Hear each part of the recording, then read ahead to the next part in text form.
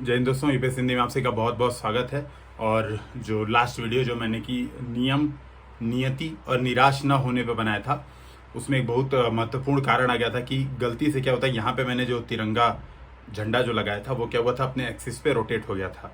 Video बनाते समय मुझे ध्यान देना चाहिए था, मैंने ध्यान नहीं दिया और इस वजह से तिरंगे का सम्मान का ध्यान रखते हुए, क्योंकि वो सबसे सर्वोपरि है, वीडियोज़ में व्यू जाए ना जाए वो कोई मैटर नहीं करता है, सबसे सर्वोपरि है, मैंने उस वीडियो को प्राइवेट कर दिया है। मैं यहाँ पे संक्षिप्त में कुछ बातें बताऊंगा। जो जरूरी बात वो है टाइम टेबल बनाने की। बेसिकली आप में से बहुत सारे जो मेरे दोस्त हैं वो परेशान हो रहे हैं कि सर टाइम मैनेजमेंट नहीं हो पा रहा है, हमारा बहुत प्रॉब्लम हो रही है हमें टाइम मैनेजमेंट करने की, तो कैसे करें टाइम मैनेजमेंट। तो ये वीडियो उन लोगों के लिए है कि टाइम मैनेजमेंट आप कैसे करेंगे। देखिए, जब आप टाइम मैनेजमेंट करने की सोचते हैं ना, तो सबसे ज़्यादा ज़रूरी चीज़ ये होती है कि आप ध्यान दें कि टाइम के बीच में कौन सी ऐसी चीज़ आ रही है जो मैनेज नहीं होने दे रही है। ये सबसे ज़्यादा मैटर करता है। आप ऐसा क्या कर रहे हैं? आप अगर 9 to 5 पे जॉब कर रहे हैं तो सीधी बात है वो आपके लिए एक बैरियर है जो आपका टाइम मैनेजमेंट नहीं होने दे रहा है। अगर आप मान लो आप सपोज आप एक फीमेल कैंडिडेट हो जिसे घर का भी सारा काम करना पड़ता है, तो सीधी बात है वो जो घर के काम है वो एक ऐसा बैरियर है जो आपका टाइम मैनेजमेंट नहीं होने दे रहा है। सिंपल सी बात है। तो मैंने कहा था जो भी आपके पास बैरियर है, सबसे पहले हमें करना है उन बैरियर्स को फाइंड आउट करना है। फिर उस बैरियर को फाइंड आउट करने के बाद हमें ध्यान देना है कि कौन सा इसमें से हम अवॉइड कर सकते हैं और कौन सा अनअवॉइडेबल है हमारे लिए। तो ये दोनों फैक्ट बहुत जरूरी है। तो मैंने आपसे कहा था आप क्या करो, सभी लोग जो भी यहाँ पे वीडियोस देख रहे हैं मैं सबको एक सजेशन दूंगा। आप चाहे जॉब करते हो चाहे जॉब नहीं करते हो, जो भी आप काम करते हो उस हिसाब से, मान लो आप जॉब करते हो तो मान लो आप 4 ही घंटा अगर आपके पास पढ़ने का समय मिलता है, सपोज मान लो आपको शाम को 6 बजे से लेके रात में 10 बजे तक ही पढ़ने का समय मिलता है, उस 6 बजे से 10 बजे तक के टाइम को जैसे बता रहा हूं वैसे डिवाइड करो और पहचानने की कोशिश करो कि क्या करना है। तो ये जो वीडियो है ये पूरा टाइम मैनेजमेंट पे फोकस करेगा। ये फोकस करेगा कि आपका जो अगले साल जब आप एग्जाम देने जाओगे, जब यूपीएससी का आप एग्जाम दोगे या यूपीपीसीएस का आप एग्जाम दोगे, प्रीलिम्स एग्जाम दोगे, तो उसके पहले आप क्या करोगे। ठीक है, तो मैं सबसे पहली बात बताता हूं कि आपने आप सुबह उठे जितने बजे भी आप उठ रहे हो वहां से टाइम टेबल मार्क करना स्टार्ट करो। तो मैं एक सैंपल बता रहा हूं। तो मान लो मैं 6 बजे उठा तो 6 से 8 मैंने पहला शेड्यूल बनाया, फिर 8 से 10 दूसरा बनाया, फिर 10 से 12 तीसरा बनाया, 12 से 2 चौथा। इसी तरह से मैंने अपने पूरे दिन, जब सोने गया 10 बजे, मान लो रात में 10 बजे 11 बजे मैं सोने जा रहा हूं, उस समय तक को मैंने क्या किया, इस तरीके से डिवाइड किया। ये तरीका होगा मेरा डिवाइड करने का। फिर मान लो 6 बजे से 8 बजे तक का समय था, तो 6 बजे से 8 बजे तक के समय को मैंने क्या किया, देखा, ऑब्जर्व किया स्टॉप वॉच से। ध्यान रखिए, प्रिपरेशन के दौरान दोस्तों स्टॉप वॉच आपके लिए बहुत ज्यादा महत्वपूर्ण होने वाला है। जितना ज्यादा आप स्टॉप वॉच पे ध्यान देंगे उतना ही आप अपने समय को पकड़ के रखेंगे। और मैं बता रहा हूं, समय को पकड़ के रखना सिलेक्शन के लिए बहुत ज्यादा जरूरी है। कोई भी चीज जरूरी नहीं है, आज नहीं कल आपका सिलेक्शन हो जाएगा अगर आप धैर्य के साथ टिके हुए हो, अगर आप इस फील्ड में लगे हुए हो, मेहनत निरंतर कर रहे हो, निरंतरता आपके अंदर है, धैर्य आपके अंदर है, तो सिलेक्शन आज नहीं कल हो जाएगा। मेरा भी हो गया सिलेक्शन। सबसे महत्वपूर्ण चीज ये होती है समय को अपने पक्ष में करना, समय को अपना गुलाम बनाना, न कि खुद समय का गुलाम बनना। तो अब समय को अपना गुलाम कैसे बनाएंगे, तो रूल नंबर 1, मान लो अब 6 से 8 बजे आपने जो जो किया, तो आपने स्टॉप वॉच पे अपनी मार्किंग करनी है। आपको क्या करना है, जैसे स्टॉप वॉच ऑन करना है 6 बजे से 8 बजे तक, फिर चेक करना है कि कितने देर तक आपने पढ़ाई की। तो मान लो आप सुबह 6 बजे उठे, पढ़ने बैठे, तो जैसे मैं क्या करता था जनरली, जब मैं सुबह 6 बजे उठता था तो मैं 20 क्वेश्चन सॉल्व करता था।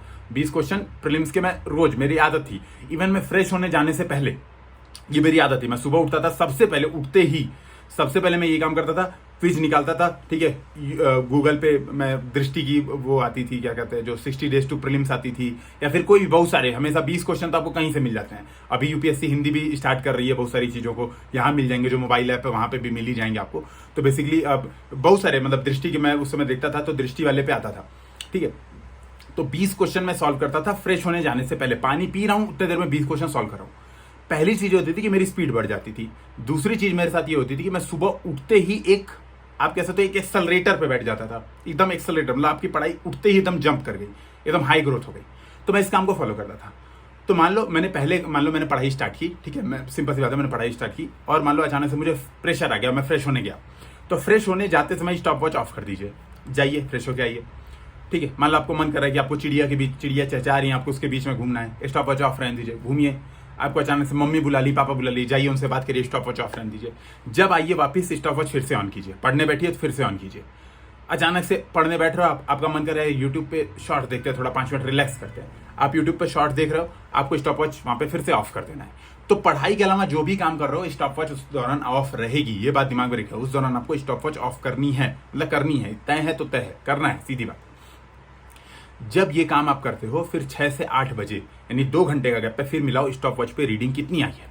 तो मान लो स्टॉप वॉच पे रीडिंग आई है 30 मिनट, मान लो यही रीडिंग आई है कि 30 मिनट, आपको लगा यार 2 घंटे मेरे गए और मैंने केवल 30 मिनट पढ़ा। सबसे पहली बात आपको ये पता चली कि आप सही से नहीं पढ़ाई कर रहे हो। मेरा छोटा भाई है, घर पे तैयारी कर रहा है, ठीक है, छोटा भाई है, IIT JEE की तैयारी कर रहा है, ठीक है, तो वो मतलब मामा का लड़का है बेसिकली। तो वो आया मेरे पास, बोला यार पूरे दिन हम पढ़ते रहते हैं, मेरा काम ही नहीं कंप्लीट होता है। तो मैंने उसको यही सजेशन दिया, मैंने कहा एक काम करो, स्टॉप वॉच पे मार्किंग करके थोड़ा बताओ, ठीक है, कि कितना देर पढ़ रहे हो। तो पूरे दिन पढ़ने के बाद आया, बोल रहा है 3 घंटा, 2 से 3 घंटा ही पढ़ना।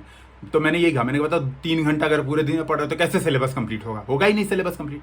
भाई 8 घंटे एक रिक्वायरमेंट है, चाहे आप UPSC का एग्जाम दे रहे हो, चाहे IIT JEE का एग्जाम दे रहे हो, ये दुनिया के सबसे टफ एग्जाम है। मतलब IIT JEE का एग्जाम 2nd नंबर पे टफेस्ट एग्जाम माना जाता है और UPSC का एग्जाम 3rd नंबर पे सबसे टफेस्ट एग्जाम माना जाता है। तो आप दुनिया के 2 सबसे टफ एग्जाम की तैयारी कर रहे हो और आप 3 घंटा पढ़ रहे हो, तो कैसे निकलेगा भाई? 3 घंटा तो संभव ही नहीं है। तो सबसे पहली बात, जब आप 6 बजे से 8 बजे तक ये मार्किंग करते हो, तो आपको ये बात पता चलती है कि आप नहीं पढ़ पा रहे हो सही से, चीजों को आप नहीं कर पा रहे हो। ये काम पूरे दिन करना है, पूरे दिन ये काम करना है। कई लोग आप में से ऐसे होंगे जो 10-12 बजे तक सही से पढ़ते होंगे। तो जैसे मान लो 6 बजे उठे ना, तो 10-12 बजे तक सही से पढ़ते होंगे। 12 बजे के बाद उनकी एफिशिएंसी अचानक से एकदम डाउन हो जाती होगी। फिर वो कुछ ना कुछ करते रहते होंगे, इधर उधर भटक जाते होंगे, सो जाते होंगे, कुछ और करते होंगे, जो भी मतलब डिमोटिवेट हो जाते होंगे, अचानक से प्रेशराइज हो जाते होंगे, कुछ भी करते होंगे। लेकिन हो सकता है शाम के समय उनके ग्राफ, जो पढ़ाई का ग्राफ है, वो एकदम डाउन हो जाए। ये बात समझिएगा।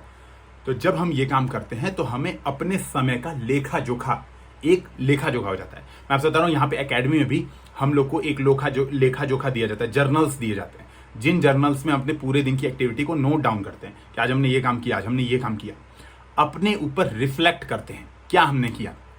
तो जब आप 6 बजे से 8 बजे आपने देखा कि यार 30 ही मिनट मेरी पढ़ाई हुई, तो आपको क्या करना है, 2 टेबल बनाने हैं, ठीक है। कारण, तो एक टेबल के ऊपर लिखना है कारण।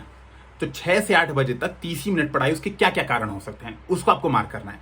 8 से 10 बजे तक 1 ही घंटा पढ़ाई, उसके क्या कारण हो सकते हैं, मार्क करना है। 12 बजे के बाद मेरी पढ़ाई डाउन हो जा रही है, तो क्या क्या कारण हो सकते हैं, उसको मार्क आउट करना है। तो मान लो सपोज 12 बजे के बाद आपकी पढ़ाई डाउन हो जा रही है, उसके कई कारण हैं। तो मैं अभी 2-3 कारणों पे रैंडम डिस्कशन करूंगा। तो मान लो पहला कारण ये है कि 12 बजे से मैं क्या हुआ, पढ़ रहा था सुबह से लेकर शाम तक एकदम बढ़िया से पढ़ा था, देखा अचानक से मेरा झगड़ा हो गया किसी से, मेरे पड़ोसी से या रूममेट से मेरा झगड़ा हो गया, मेरा मूड ऑफ हो गया, इस वजह से मैं पढ़ा नहीं। तो मैं यूट्यूब पे लगा शॉर्ट देखने।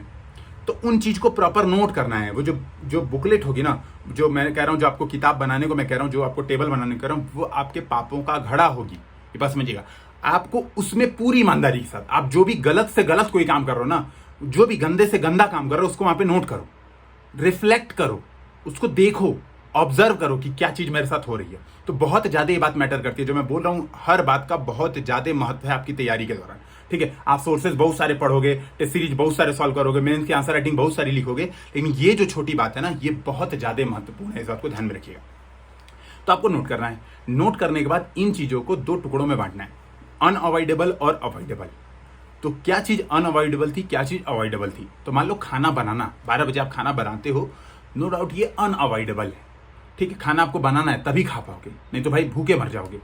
तो इसको नोट करो कि यार ये चीज तो खाना है, लेकिन किसी से झगड़ा करना, ठीक है, किसी से झगड़ा करना, कहीं बाहर घूमना, यूट्यूब पे शॉर्ट्स देखना 4-4 घंटे 5-5 घंटे, ये चीजें अवॉइडेबल हैं। तो इस पे क्रॉस करिए, इसको लाइन बनाइए, लाल कलम से लिखिए और अपने सामने रखिए इसको, ताकि आपको अगले दिन ये चीज दिखे कि हाँ यार ये चीज अवॉइडेबल थी, मैंने कल ये गलती की थी, इस वजह से मेरा शेड्यूल नहीं पूरा हुआ, जिसमें मेरा टाइम टेबल नहीं पूरा हुआ और मैंने ये गड़बड़ी कर दी और मुझे अब इससे बचना है। तो ये बात ध्यान में रखिए, बहुत ज्यादा जरूरी। मैं हर बार इस बात का बहुत ज्यादा वेटेज देके इस बात को कहता हूं, निरंतरता बहुत ज्यादा जरूरी है। निरंतरता तभी आएगी जब आप अपनी कमियों को पहचानेंगे, आप अपनी मिस्टेक्स को पहचानेंगे। तो ये बात ध्यान में रखिएगा। 1-2 प्रॉब्लम्स और आती हैं सामान्यतः जो स्टूडेंट्स है। तो पहली प्रॉब्लम आती है कि पूरे दिन नींद सी आ रही है। पूरे दिन नींद सी आ रही है तो 2 कारण हो सकते हैं। पहला कारण ये कि आप सही से सोते नहीं है। देखिए, तैयारी के दौरान आपको ओवर एक्सर्ट नहीं करना है, एक्सर्ट करिए, ओवर एक्सर्ट नहीं करना है कि आपने 16 घंटे की प्लानिंग कर ली, नहीं यार, 16 घंटे की प्लानिंग ओवर एक्सर्शन हुआ। 8 घंटे अगर आप पढ़ाई कर रहे हैं तो मोर देन सफिशिएंट है। 6 से 8 घंटे की नींद जरूरी है। इवन मैं तो ये कहूंगा 6 घंटा रात में, 1 घंटा दिन में बहुत ज्यादा जरूरी है। मतलब मेरे लिए तो, मैं सही बता रहा हूँ, मेरे लिए तो अमृत के समान होती थी दिन की 1 घंटे की नींद। कि मैंने सुबह मैं 5 बजे जनरली उठ जाता था, 4 बजे 5 बजे मेरी नींद इतने समय ही खुल जाती थी, 12 बजे तक पढ़ता था। अगर मैं नहीं सोया तो मेरी भी पढ़ाई की जो ग्राफ है वो घटती थी। शाम के समय मेरी पढ़ाई की ग्राफ घट जाती थी। मैं क्या करता, दिन में 1 घंटे का नैप ले लेता बढ़िया। जब वो उठता था तो वो एकदम वही ताजगी मिलती है जो आप रात में सोए रहते हो। तो आप फिर से आप अपने आप को एकदम, आप समझ सकते हो, आप जंप मार सकते हो। तो ये बात समझिएगा। तो ये काम करिए आप। तो जो लोग को पूरे दिन नींद आ रही है तो 2-3 चीजें हो सकती हैं। पहली बात कि आप सही से सो नहीं रहे हैं, तो सही से सोइए, वो जरूरी है। दूसरी चीज है, अपनी एक बार ब्लड की जांच भी करवाइए, डॉक्टर से प्रिस्क्रिप्शन लीजिए प्रॉपर। मैं खुद डॉक्टर नहीं हूं तो मैं आपको प्रिस्क्राइब नहीं कर सकता, लेकिन मैं ये कहूंगा डॉक्टर को दिखा के एक प्रिस्क्रिप्शन लीजिए। हो सकता है विटामिन B12 की कमी हो। B12 की कमी से ये सारे लक्षण दिखते हैं। और सामान्यतः जब हम तैयारी करते हैं, खासतौर पर अगर हम वेजिटेरियन हैं, तो ये कमी दिखना लाजमी हो जाता है। क्यों? हमें दूध दही रेगुलर मिलता नहीं है। मेरे हिसाब से दही ही ऐसा प्रोडक्ट है जिसमें वेजिटेरियन लोगों को सामान्यतः, मेरे हिसाब से, मुझे बहुत ज्यादा इसकी जानकारी नहीं है, B12 मिलता है। और सारी चीजों में मिलता भी नहीं है। और B12 क्या है, हमारे शरीर में कम हो जाता है। हमारा शरीर उसको बनाता नहीं, वो हमें बाहर से ही लेना पड़ता है। तो कम हो जाता है, तो हमें ये सारे सिम्टम्स दिखते हैं। तो इसकी जांच कराइए। बहुत ज्यादा जरूरी है कि आप B12 की चेकिंग कराइए।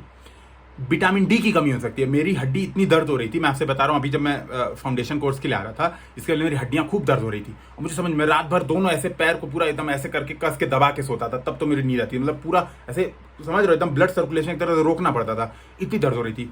मैंने कहा यार इतना दर्द हो रहा है, क्या हो रहा है? अपने दोस्त से एक डिस्कशन किया, उससे बोला यार एक बार विटामिन डी चेक कराओ। तो मैंने चेक कराया, फिर डॉक्टर से प्रिस्क्रिप्शन लेके पतंजलि से मैंने विटामिन डी चेक कराया। तो मेरा विटामिन डी आ गया था 16। सामान्यतः 75 से ऊपर होना चाहिए, 75 मिनिमम है, और मेरा 16 आ गया था, तो मिनिमम से भी बहुत कम। तो अब मैंने विटामिन डी खाना शुरू किया, मुझे प्रॉब्लम पता चल गई। विटामिन डी खाया तो अभी मेरा वो सही है। ध्यान रखिए इस बात को कि अगर आपके शरीर में कोई न्यूट्रिएंट्स की कमी है तो भी आपकी पढ़ाई पे बहुत ज्यादा इंपैक्ट पड़ता है। तो आप एक बार अपना ब्लड जांच करा लीजिए, क्या दिक्कत है? डॉक्टर से प्रिस्क्रिप्शन लीजिए, करा लीजिए। क्यों? नहीं पहचानेंगे, नहीं करवाएंगे तो आपको लॉन्ग टर्म में बहुत नुकसान होगा। क्योंकि ये तैयारी दोस्तों, सीधी बात है, ये तैयारी आपकी फ्यूचर की तैयारी है। ये मैराथन तैयारी है, स्प्रिंट नहीं है कि आप 2 दिन अपने आप को एक्सर्ट कर लोगे, 2 दिन आपने 16 घंटा जबरदस्ती पढ़ लिया, दर्द में भी पढ़ लिया, कराते हुए भी पढ़ लिया। नहीं, ये काम नहीं करना है। तीसरी महत्वपूर्ण बात है, जो हम पढ़ते समय हम बार बार डाउन हो जाते हैं, अचानक से हमारा ग्राफ ऊपर जाता है और हम डाउन हो जाते हैं, वो है जबरदस्ती का एक्स्ट्रा टाइम टेबल पे बर्डन बनाना। कि आपने एक दिन में डिसाइड कर लिया कि आज मैं पूरी लक्ष्मीकांत खत्म कर दूंगा, एक दिन बैठूंगा, लक्ष्मीकांत पूरी तरह से समाप्त। ध्यान रखिए, ये अपने आप को एक्सर्ट करना हुआ। फिर से एक दिन में उतना ही बनाइए जो आप कंप्लीट कर सकते हैं। अपनी लिमिट को पहचानिए। लिमिट को कैसे पहचानेंगे? वही 8 से 10, 10 से 12, कितना देर पढ़ा, कितनी चीजें पढ़ी, कितना देर पढ़ा, कितनी चीजें पढ़ी, और एक इफिशियंट रेशियो निकालिए कि इतने देर में मैं ये काम कर पा रहा हूं। तो ये बहुत ज्यादा जरूरी है मेरे हिसाब से आपके टाइम टेबल को मैनेज करने के लिए। ठीक है, तो एक दिन में अपने आपको ओवर एक्सर्ट मत कीजिए। फिर वीकली एक ब्रेक जरूर लीजिए।